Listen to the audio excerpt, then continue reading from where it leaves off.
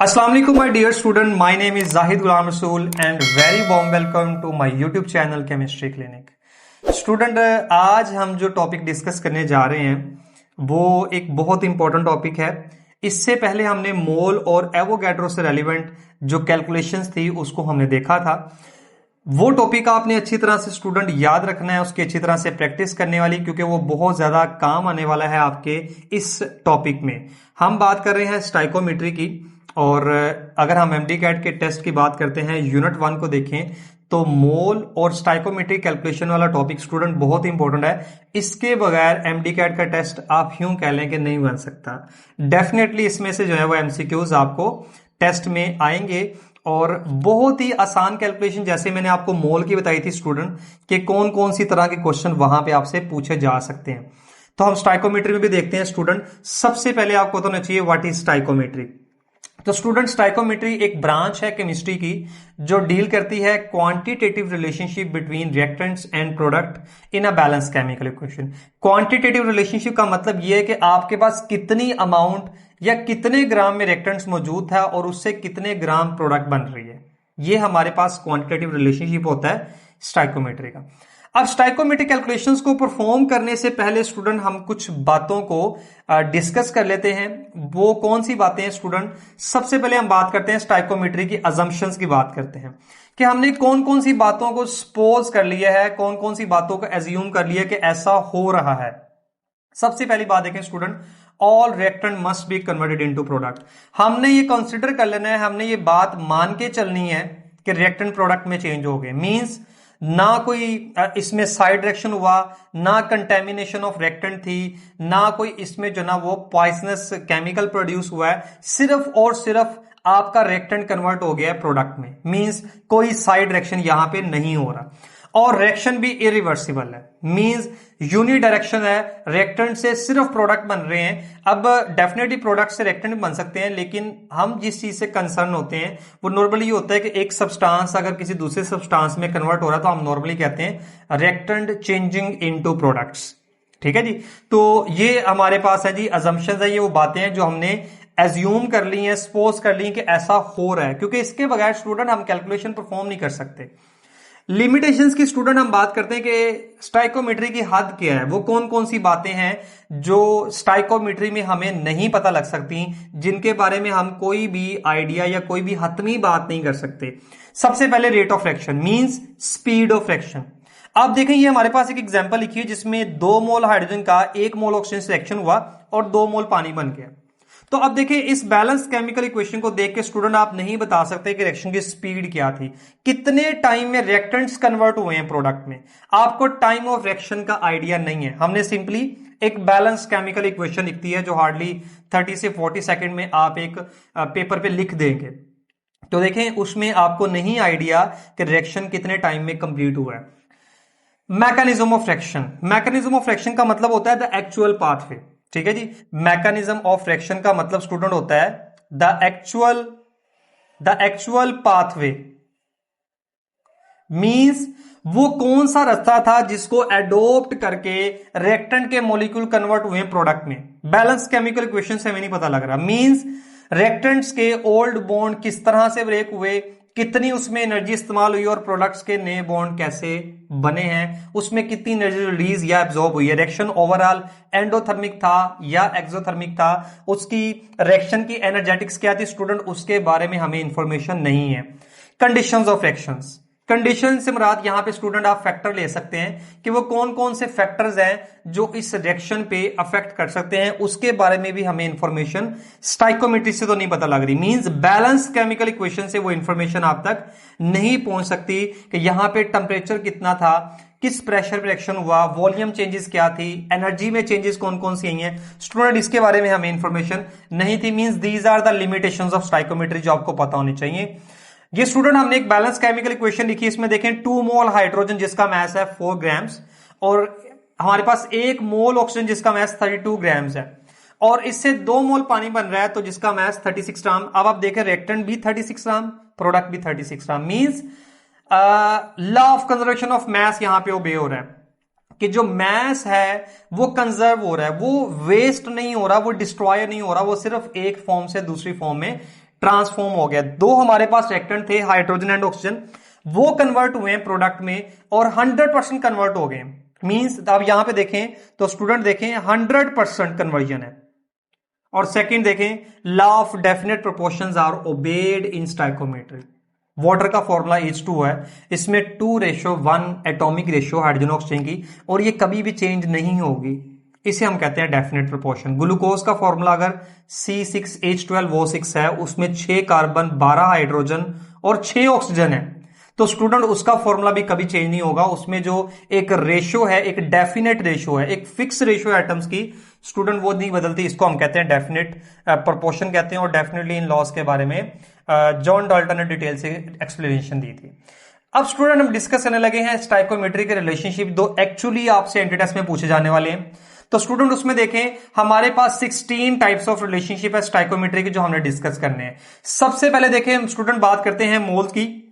मोल से 4 रिलेशंस को हम डिस्कस कर सकते हैं।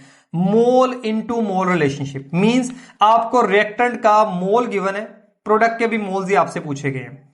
रिएक्टेंट के मोल्स गिवन है लेकिन प्रोडक्ट का मास पूछा हुआ है। रिएक्टेंट के मोल्स गिवन है, प्रोडक्ट का वॉल्यूम पूछा हुआ है। रिएक्टेंट के मोल्स गिवन है लेकिन प्रोडक्ट के नंबर ऑफ पार्टिकल्स आपसे पूछे गए। इसी तरह स्टूडेंट देखें मास, वॉल्यूम और पार्टिकल्स के भी 4 रिलेशन होंगे। Means mass into mass relationship. वही बात, रिएक्टेंट का मास गिवन है, पूछा गया है प्रोडक्ट का मास। रिएक्टेंट का मास गिवन है, प्रोडक्ट के मोल्स पूछे गए। रिएक्टेंट का मास गिवन है, प्रोडक्ट का वॉल्यूम पूछा गया है। रिएक्टेंट का पार्टिकल गिवन है और उसको रिएक्टेंट का मास गिवन और आपने नंबर ऑफ पार्टिकल्स फाइंड करने हैं प्रोडक्ट्स के। इसी तरह स्टूडेंट देखें वॉल्यूम से भी 4 रिलेशनशिप, पार्टिकल्स। असल में मोल, मास, वॉल्यूम और पार्टिकल ये 4 क्वांटिटीज हैं और इनके 4 रिलेशनशिप बनेंगे। Means total 16 types of relationship. हमने यहां पे एक एग्जांपल लिखी, उसी बैलेंस केमिकल इक्वेशन को हम आगे लेके चलते हैं। और अब देखिएगा स्टूडेंट, जो बातें मैं आपसे करने लगा वो याद रखिएगा। स्टूडेंट देखें आपको मास गिवन है रिएक्टेंट का, आपको रिएक्टेंट का वॉल्यूम गिवन है, आपको रिएक्टेंट के मोल्स गिवन है, या आपको रिएक्टेंट के नंबर ऑफ पार्टिकल्स गिवन है। ठीक है, ये हम किसकी बात कर रहे हैं स्टूडेंट? ये हम बात कर रहे हैं रिएक्टेंट्स की। ये हम बात कर रहे हैं रिएक्टेंट्स की कि इन चारों में से स्टूडेंट देखें कोई भी क्वांटिटी अगर आपको गिवन है तो अब आपने करना क्या है? ठीक है, हमने करना यह है स्टूडेंट कि हमने इन क्वांटिटीज को चेंज करना है। किस में? हमने इसको चेंज करने जाना है जी प्रोडक्ट्स में। हम इसको चेंज करने जा रहे हैं, प्रोडक्ट में चेंज करने जा रहे हैं। मींस रिएक्टेंट का मास गिवन है, रिएक्टेंट का वॉल्यूम गिवन है, मोल्स गिवन है, पार्टिकल्स गिवन है। अब प्रोडक्ट में भी कुछ भी पूछा जा सकता है स्टूडेंट। सिंपल वर्ड में आपको मास गिवन है, आपको वॉल्यूम गिवन है रिएक्टेंट का, नंबर ऑफ मोल्स गिवन है या नंबर ऑफ पार्टिकल्स गिवन है।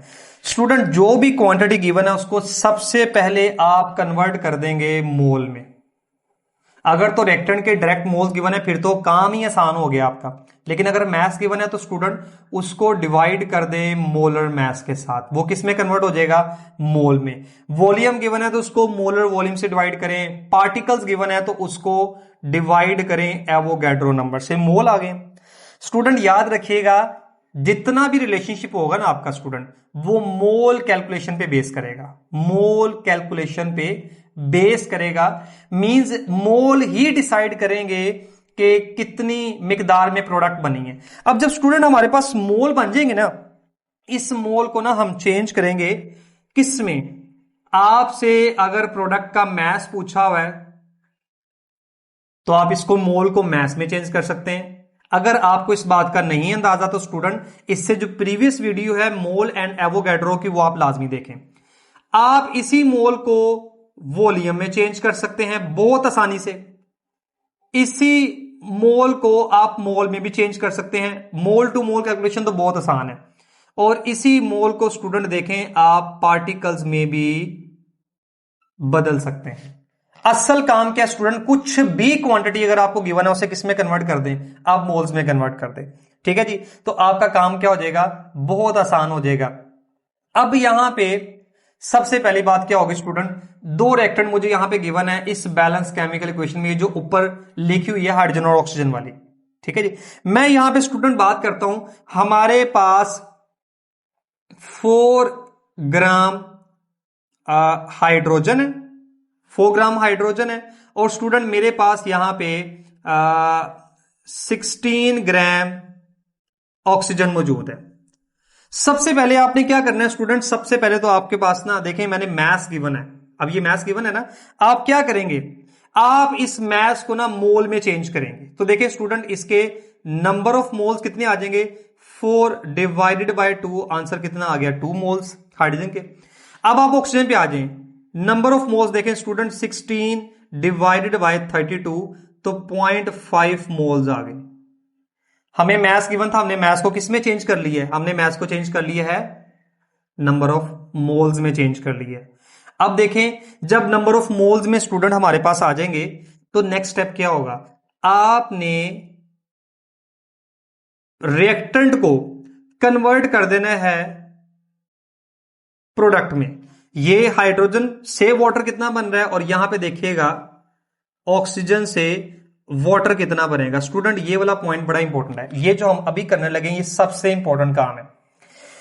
देखें स्टूडेंट बैलेंस केमिकल इक्वेशन आपको ये बता रही है कि अगर 2 मोल हाइड्रोजन होंगे ना तो वाटर भी कितना बनेगा 2 मोल। ये बैलेंस केमिकल इक्वेशन आपको बता रही है। हमारे पास हाइड्रोजन के कितने मोल्स हैं स्टूडेंट, ये हमारे पास जो ना स्टैंडर्ड डाटा है। अब एक्चुअल डाटा, हमारा डाटा यहां पे शो होने वाला है। हमारे पास हाइड्रोजन के 2 मोल हैं तो स्टूडेंट प्रोडक्ट कितनी बनेगी, डेफिनेटली स्टूडेंट वैसे तो इसको हम एक्सपोज कर सकते हैं लेकिन हमें पता है स्टूडेंट कि जो एक्स है ना एक्चुअली ये 2 के इक्वल ही आना है। अब जरा आ जाए ऑक्सीजन पे, बैलेंस केमिकल इक्वेशन आपको बता रही कि अगर 1 मोल ऑक्सीजन होगी ना तो वाटर 2 मोल बन रहा है। ठीक है जी, जितने मोल ऑक्सीजन के उससे डबल मोल क्या बन रहा है वाटर का। हमारे पास कितने मोल्स मौजूद हैं स्टूडेंट, हमारे पास आधा मोल मौजूद है ऑक्सीजन का, तो वाटर कितना बनेगा 1 मोल। इसका मतलब ये हुआ स्टूडेंट कि जो रिएक्टेंट मिनिमम प्रोडक्ट प्रोड्यूस कर रहा है वो लिमिटिंग रिएक्टेंट है। अब यहां पे लिमिटिंग रिएक्टेंट का कॉन्सेप्ट भी आ गया। ठीक है जी, हम अभी लिमिटिंग रिएक्टेंट को भी देखते हैं। तो स्टूडेंट देखें लिमिटिंग रिएक्टेंट वो रिएक्टेंट होता है जो प्रोडक्ट की अमाउंट को कंट्रोल कर रहा होता है, जिसकी कम मिकदार की वजह से रिएक्शन रुक जाता है। देखिए जी असल में असूली तौर पे अगर बैलेंस केमिकल इक्वेशन देखें तो 4 ग्राम हाइड्रोजन के लिए 32 ग्राम ऑक्सीजन चाहिए थी बैलेंस केमिकल इक्वेशन में, लेकिन यहां पे देखें 4 ग्राम हाइड्रोजन के अगेंस्ट हमारे पास 16 ग्राम ऑक्सीजन है। इसका मतलब है ऑक्सीजन कम मिकदार में है, जैसे ही सारी ऑक्सीजन कंज्यूम होगी रिएक्शन रुक जाएगा। इसका मतलब है ऑक्सीजन लिमिटिंग रिएक्टेंट है, ऑक्सीजन डिसाइड करेगी अमाउंट ऑफ प्रोडक्ट। ठीक है जी, तो इसका मतलब ये हुआ कि हमने जो ऑक्सीजन के मोल्स निकाले हैं उससे हमारे पास वाटर के मोल्स भी आ गए। अब यहां पे देखें स्टूडेंट हमारे पास मोल्स ऑफ वाटर कितने प्रोड्यूस हुए, वो 1 मोल प्रोड्यूस हुआ है। अब अगर इसका मैस निकालना चाहते हैं मैस ऑफ वाटर, तो स्टूडेंट क्या होगा, नंबर ऑफ मोल्स है ना हमारे पास आए, इसको मल्टीप्लाई कर दें मोलर मैस के साथ। तो 1 मोल है, इसको मल्टीप्लाई करें 18 के साथ तो 18 ग्राम प्रोडक्ट बनी। मींस 4 ग्राम हाइड्रोजन और 16 ग्राम ऑक्सीजन के रिएक्शन से 18 ग्राम प्रोडक्ट बनी। ये देखें student mass into mass conversion होगी, लेकिन पहले मैस को किसमें कन्वर्ट किया, मोल में। रिएक्टेंट के मोल्स को प्रोडक्ट के मोल्स में और प्रोडक्ट को मोल्स को फिर हमने प्रोडक्ट के ही मैस में कन्वर्ट कर दिया। तो आप याद रखिएगा कोई भी क्वांटिटी गिवन है आपने पहले उसको मोल में चेंज करना है। मैंने आपको रिएक्टेंट्स का मैस दिया था तो उसको हमने किस में चेंज कर दिया है, मोल में। अगर मैं इसी हाइड्रोजन का आपको वॉल्यूम गिवन दूं स्टूडेंट, गिवन वॉल्यूम दे दूं आपको, आपने वॉल्यूम को भी मोल्स में चेंज करना है। अगर आपको नंबर ऑफ पार्टिकल्स दिए जा रहे हैं तो पार्टिकल्स को भी आपने मोल में चेंज करना है। और अगर डायरेक्ट ही आपको मोल्स गिवन है फिर तो प्रॉब्लम नहीं है, फिर तो आपने डायरेक्ट आपने कंपैरिजन पे आ जाना है, आपने रिएक्टेंट का प्रोडक्ट से कंपैरिजन करके लिमिटिंग रिएक्टेंट फाइंड करना है। तो अब हम स्टूडेंट बात करते हैं लिमिटिंग रिएक्टेंट की। लिमिटिंग रिएक्टेंट में स्टूडेंट सबसे पहले आपको पता होना चाहिए कि लिमिटिंग रिएक्टेंट एक्चुअली होता क्या है। स्टूडेंट यहां भी हम जितनी बातें भी करेंगे वो एंटीटेस्ट के पॉइंट ऑफ व्यू से है। आप ये बात ज़हन में रखिएगा कि हम यहाँ पे एफएससी को डिस्कस नहीं कर रहे हैं, हम एंटीटेस्ट के पॉइंट ऑफ व्यू से चीजों को डिस्कस कर रहे हैं। तो आपने वो की पॉइंट्स और उन कॉन्सेप्ट्स को याद रखना है जो मैं आपके साथ शेयर कर रहा हूँ। मोल का टॉपिक हमने डिस्कस किया, हमने एवोगैड्रो नंबर की बात की, स्टाइकोमेट्रिक कैलकुलेशंस को हम अभी डिस्कस कर रहे हैं और उसके साथ अब हम बात करें लिमिटिंग रिएक्टेंट की। स्टाइकोमेट्रिक कैलकुलेशन लिमिटिंग रिएक्टेंट के साथ लिंक्ड है, एक ही जैसी बातें हैं, दोनों चीजों को हम कंबाइंड स्टडी कर रहे हैं। तो यहां पे देखें लिमिटिंग रिएक्टेंट असल में क्या होता है, जैसा कि इसके नाम से जाहिर है कोई ऐसी चीज जो कम मिकदार में मौजूद है।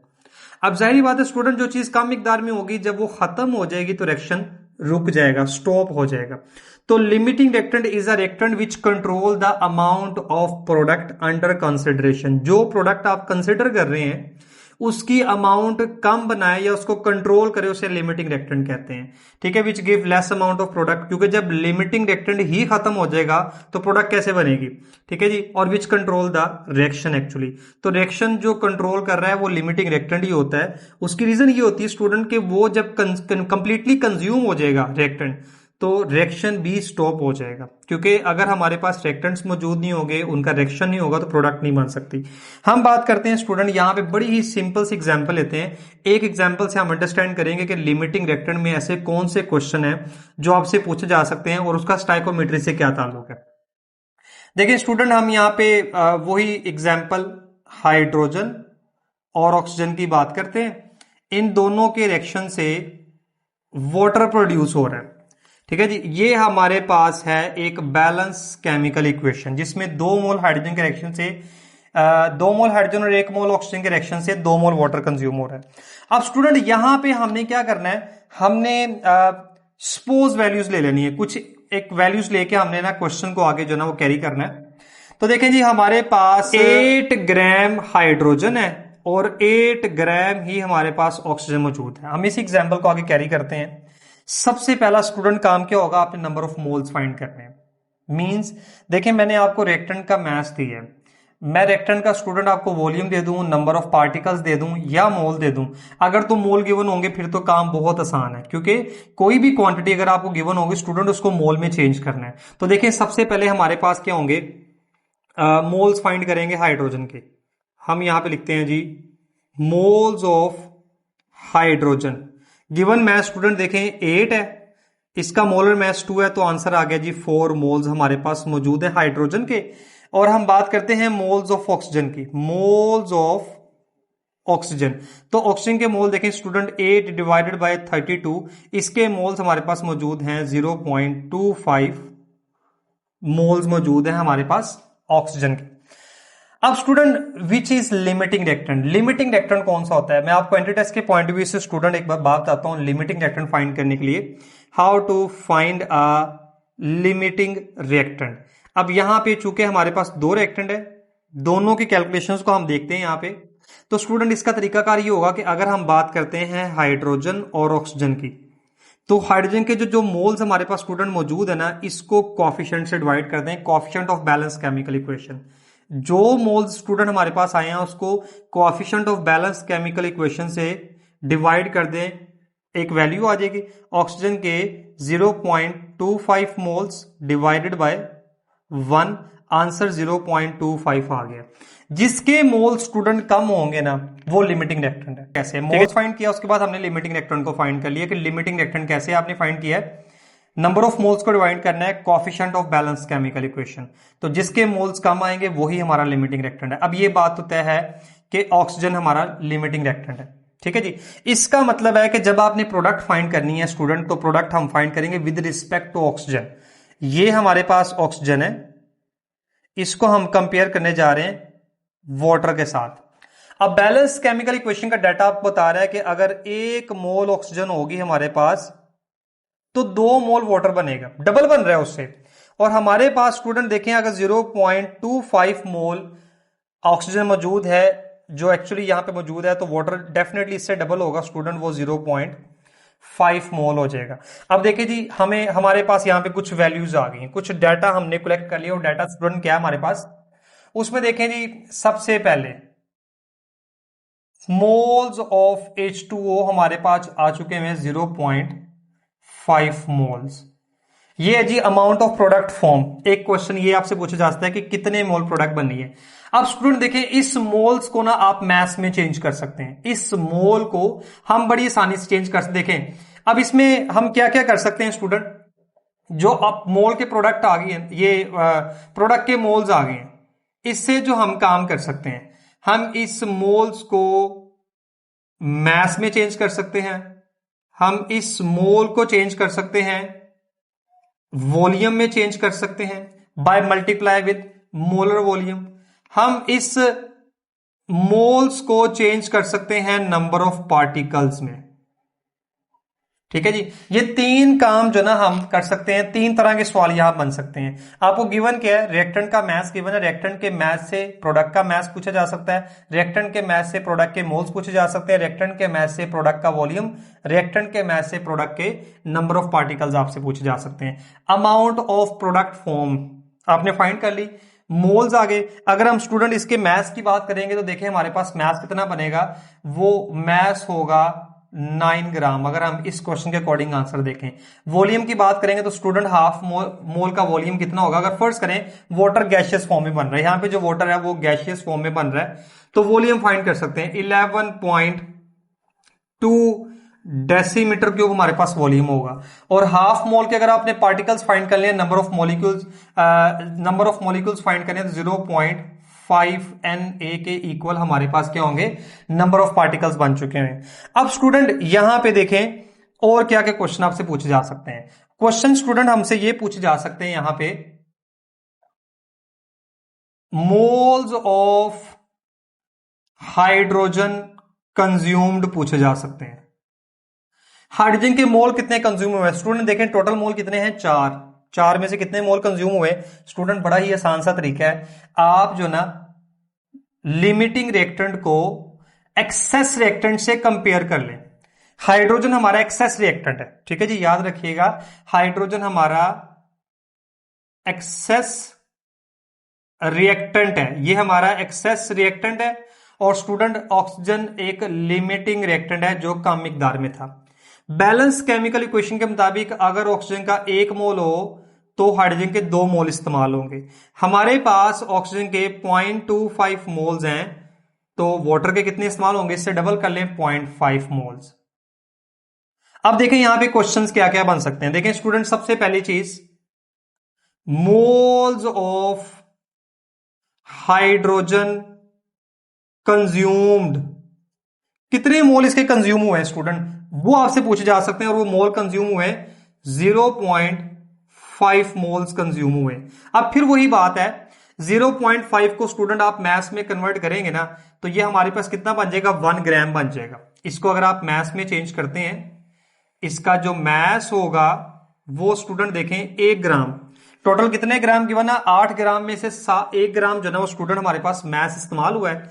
अब स्टूडेंट नेक्स्ट कौन सी बात होगी यहां पे, moles of hydrogen left unreacted,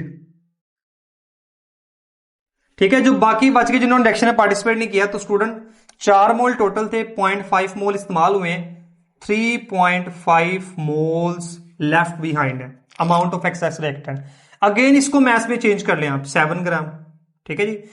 moles of product, moles of excess reactant use, moles of excess reactant left behind. अब स्टूडेंट जब हमने मोल्स की बात कर ली है ना, तो ये मत बोलिए स्टूडेंट कि इस मोल को आप किसी भी क्वांटिटी में चेंज कर सकते हैं। अगर आपको मोल्स को किसी भी क्वांटिटी में चेंज करने में प्रॉब्लम है, तो स्टूडेंट जो मोल और एवोगैड्रो नंबर वाली वीडियो है हमारी, आप वो देखें, उसमें ये सारी प्रॉब्लम्स आपको क्लियर हो जाएंगी। तो स्टूडेंट लिमिटिंग रिएक्टेंट में वो बातें हैं जो आपसे पूछी जा सकती हैं इस टॉपिक के हवाले से। मींस आपको जो भी क्वेश्चन आएगा उसमें सबसे पहली बात तो ये पूछी जा सकती है कि लिमिटिंग रिएक्टेंट कौन सा है। दूसरी बात, प्रोडक्ट के कितने मोल्स बने। अब स्टूडेंट जब प्रोडक्ट के मोल्स आ गए तो उसको किसी भी क्वांटिटी में कन्वर्ट किया जा सकता है। Third, limiting non limiting reactant कितना कंज्यूम हुआ है, आपने उसके मोल्स फाइंड कर लिए, जब मोल्स आ जाएंगे तो उसको किसी भी क्वांटिटी में कन्वर्ट कर सकते हैं, मास, वॉल्यूम या पार्टिकल्स में। Number of moles of excess reactant left unreacted या लेफ्ट बिहाइंड, वो भी आप फाइंड कर सकते हैं। और उसके बाद देखें ना, टोटल मोल जितने होंगे उसमें से कंज्यूम मोल को माइनस कर दे तो मोल्स लेफ्ट बिहाइंड आ जाएंगे। तो ये स्टूडेंट वो बातें थी जो लिमिटिंग रिएक्टेंट में आपको पता होनी चाहिए। स्टाइकोमेट्रिक कैलकुलेशन में स्टूडेंट यील्ड है एक हमारे पास, एक छोटा सा टॉपिक जो हम डिस्कस करना है। यील्ड स्टूडेंट हम बोलते हैं amount of product form in a chemical reaction, किसी भी केमिकल रिएक्शन के नतीजे में जो प्रोडक्ट बनती है उसको हम यील्ड कहते हैं। तो यील्ड का एक्चुअल जो मीनिंग है वो प्रोडक्ट ही है। अब स्टूडेंट हमारे पास यील्ड 2 तरह की होती है, एक एक्चुअल यील्ड होती है और एक थ्योरेटिकल यील्ड होती है। एक्चुअल यील्ड असल में क्या होता है, इसको हम एक्सपेरिमेंटल यील्ड कहते हैं, और ये हमेशा आफ्टर एक्सपेरिमेंट ही कैलकुलेट की जा सकती है। ये कभी भी बैलेंस केमिकल इक्वेशन से आप कैलकुलेट नहीं कर सकते। जो अमाउंट ऑफ प्रोडक्ट स्टूडेंट हम बैलेंस केमिकल इक्वेशन से कैलकुलेट कर रहे हैं स्टाइकोमेट्री में, लिमिटिंग रिएक्टेंट के केस में, वो असल में थ्योरेटिकल यील्ड होती है। थ्योरेटिकल यील्ड को हम कैलकुलेट करते हैं फ्रॉम बैलेंस केमिकल इक्वेशन। और स्टूडेंट जो एक्चुअल यील्ड होती है, actual yield is always less than theoretical yield. इसकी अमाउंट जो होती है वो क्या होती है, वो कम होती है, less than theoretical yield. Actual yield is always less than theoretical yield. क्योंकि देखें स्टूडेंट, थ्योरेटिकल यील्ड में आप सिर्फ बैलेंस केमिकल इक्वेशन से रिएक्टेंट से प्रोडक्ट बना रहे हैं, और according to stoichiometry all the reactant must be converted into product. There is no side direction and directions are irreversible, means there is no loss, there is no error. लेकिन अगर हम बात करते हैं एक्चुअल यील्ड की बात करते हैं, आप एक्सपेरिमेंट परफॉर्म कर रहे हैं, कंडीशंस चेंज हो सकती हैं during the reaction, worker inexperience हो सकते हैं जो प्रैक्टिकल या एक्सपेरिमेंट परफॉर्म कर रहे हैं, रिएक्टेंट्स आपके इम्प्योर हो सकते हैं, कोई साइड डायरेक्शन बन सकता है। तो स्टूडेंट बहुत सारे फैक्टर्स हैं जो आपकी एक्सपेरिमेंट के दौरान यील्ड को मुतासिर कर सकते हैं, कम कर सकते हैं। तो ये बात आपको पता होनी चाहिए। और आपके पास देखें, अब यील्ड से जो क्वेश्चन, फॉर एग्जांपल अगर एंट्री टेस्ट में आते हैं क्वेश्चन, तो एक्चुअल यील्ड तो हमेशा गिवन होगी, क्योंकि एक्सपेरिमेंटल है, ये आप तो फाइंड नहीं कर सकते। आप फाइंड करेंगे थ्योरेटिकल यील्ड। अब थ्योरेटिकल यील्ड आपने कैसे कैलकुलेट करनी है स्टूडेंट, अगेन तरीका अगर सेम यही है। आपको जो रिएक्टेंट गिवन होगा, ठीक है, आपके पास एक बैलेंस केमिकल इक्वेशन होगी, उस बैलेंस केमिकल इक्वेशन को देखते हुए आप फाइंड करेंगे अमाउंट ऑफ प्रोडक्ट। मींस अगर कार्बन का रिएक्शन हो रहा है ऑक्सीजन के साथ और बनने वाली प्रोडक्ट हमारे पास कार्बन डाइऑक्साइड है, तो एक तो कार्बन डाइऑक्साइड की अमाउंट ऑफ प्रोडक्ट आपको गिवन होगी जो एक्चुअल होगी, और दूसरी आप फाइंड करेंगे थ्योरेटिकल यील्ड। मींस उसी तरह से आप रिएक्टेंट को प्रोडक्ट से कंपेयर करेंगे। अब लिमिटिंग रिएक्टेंट में दोनों रिएक्टेंट का मास गिवन था, आपने पहले ये फाइंड किया लिमिटिंग कौन सा है। यील्ड में नॉर्मली स्टूडेंट क्या होता है कि अगर दो रिएक्टेंट है ना, तो किसी एक रिएक्टेंट का मास आपको दे दिया जाएगा, फॉर एग्जांपल कार्बन है, दूसरे रिएक्टेंट का मास गिवन ही नहीं है। इसका मतलब है कि रिएक्टेंट में जो आपने प्रोडक्ट की अमाउंट फाइंड करनी है वो एक ही रिएक्टेंट से फाइंड करने जा रहे हैं। तो जो प्रोडक्ट आप फाइंड करेंगे स्टूडेंट, वो थ्योरेटिकल यील्ड होगी, और थ्योरेटिकल यील्ड की अमाउंट हमेशा ज्यादा आएगी। और फाइनली जो क्वेश्चन होगा आपके पास वो परसेंटेज यील्ड का होगा, कि परसेंटेज यील्ड हम कैसे फाइंड करते हैं, या इसको हम एफिशिएंसी ऑफ फ्रैक्शन भी कहते हैं। तरीकाकार बड़ा सिंपल है, एक्चुअल यील्ड को डिवाइड करेंगे थ्योरेटिकल यील्ड से और मल्टीप्लाई कर देंगे 100 से, तो स्टूडेंट ये हमारे पास परसेंटेज यील्ड होगी। स्टूडेंट ये हमारा कंप्लीट टॉपिक था जिसमें हमने स्टाइकोमेट्रिक कैलकुलेशन की बात की, हमने लिमिटिंग रिएक्टेंट और यील्ड को डिस्कस किया। स्टूडेंट बहुत ही इंपॉर्टेंट पोर्शन है यूनिट 1 का, जिसमें हमने मोल, एवोगैड्रो नंबर, स्टाइकोमेट्रिक कैलकुलेशन, ये टॉपिक आपस में इंटरकनेक्टेड है, डिपेंड करते हैं। सबसे पहला टॉपिक मोल और एवोगैड्रो नंबर है, जिसकी बेस पे हम तमाम स्टाइकोमेट्रिक कैलकुलेशन परफॉर्म करते हैं। तो स्टूडेंट इन टॉपिक्स को, इन चीजों को अच्छी तरह से अंडरस्टैंड करें, ये बहुत इंपॉर्टेंट है। इसके लिए आपको बहुत सारी प्रैक्टिस की जरूरत है, और हमने वो सारी चीजें डिस्कस की जो एंटी टेस्ट के पॉइंट ऑफ व्यू से इंपॉर्टेंट है। हम एफएससी को डिस्कस नहीं कर रहे स्टूडेंट, मैं आपको बार बार ये बात बता रहा हूं, हम एंटी टेस्ट के पॉइंट ऑफ व्यू से चीजों को डिस्कस कर रहे हैं।